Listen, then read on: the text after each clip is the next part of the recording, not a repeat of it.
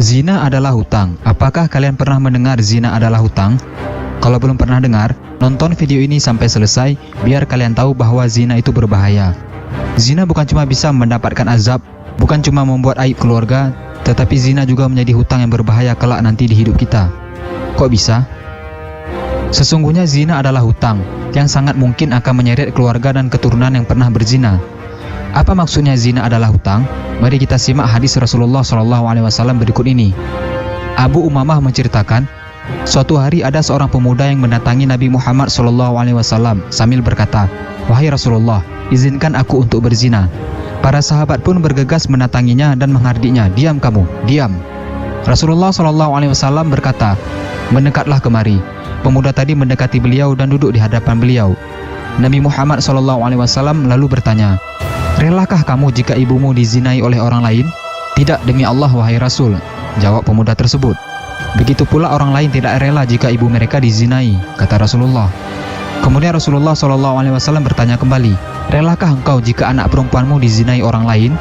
"Tidak, demi Allah wahai Rasul," jawab pemuda tersebut. "Begitu pula orang lain tidak rela jika anak perempuan mereka dizinai," kata Rasulullah. Kemudian Rasulullah SAW bertanya kembali, "Relakah kamu jika saudari kandungmu dizinai?" tanya Rasulullah. "Tidak, demi Allah wahai Rasul," jawab pemuda tersebut. "Begitu pula orang lain tidak rela jika saudari perempuannya dizinai." "Relakah engkau jika bibimu dizinai?" "Tidak, demi Allah wahai Rasul," jawab pemuda tersebut.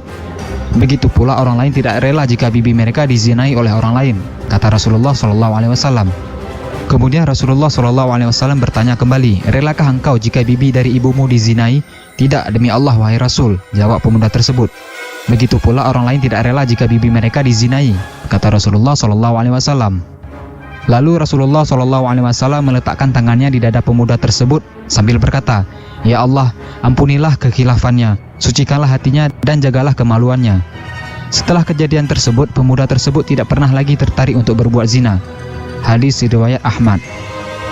Dari penjelasan Rasulullah SAW dalam hadis di atas, bisa kita mengetahui bahwa ketika seorang pria berzina dengan seorang wanita, sama saja pria tersebut tengah menzinahi seorang anak perempuan orang lain, seorang adik perempuan orang lain, atau seorang calon istri orang lain, atau bahkan juga seorang calon ibu orang lain.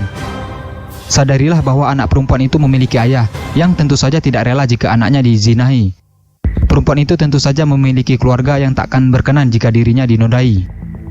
Bayangkan apa rasanya jika kelak engkau memiliki seorang anak perempuan yang sangat engkau sayangi dan anakmu itu malah dizinahi oleh pemuda yang hanya bermain-main saja dengan anak perempuanmu. Bagaimana rasanya? Atau bayangkan jika engkau menikahi seorang yang engkau anggap baik, namun ternyata dia pun seorang pezina seperti dirimu. Maka berhentilah berzina, karena kita tahu bahwa zina itu adalah hutang yang bisa saja mengharuskan keluargamu atau keturunanmu yang membayarnya. Na'udzubillah min zalik. Dalam satu kisah, seseorang datang dan bertanya kepada Imam Syafi'i, "Mengapa hukuman bagi para pezina sedemikian beratnya?" Maka seketika wajah Imam Syafi'i pun memerah. Lalu beliau berkata, "Karena zina adalah dosa yang sangat besar risikonya. Akibatnya zina akan mengenai keluarganya, tetangganya, keturunannya, hingga tikus di rumahnya, dan bahkan semut di liang sekitar rumahnya." Imam Syafi'i juga melanjutkan perkataannya, "Sebab ketahuilah oleh kalian semua bahwa sesungguhnya zina itu adalah hutang, dan sungguh hutang tetaplah hutang. Salah seorang dalam nasab atau keturunan pelaku zina pasti harus membayarnya." Nah, jadi jangan pernah anggap sepele zina ya guys.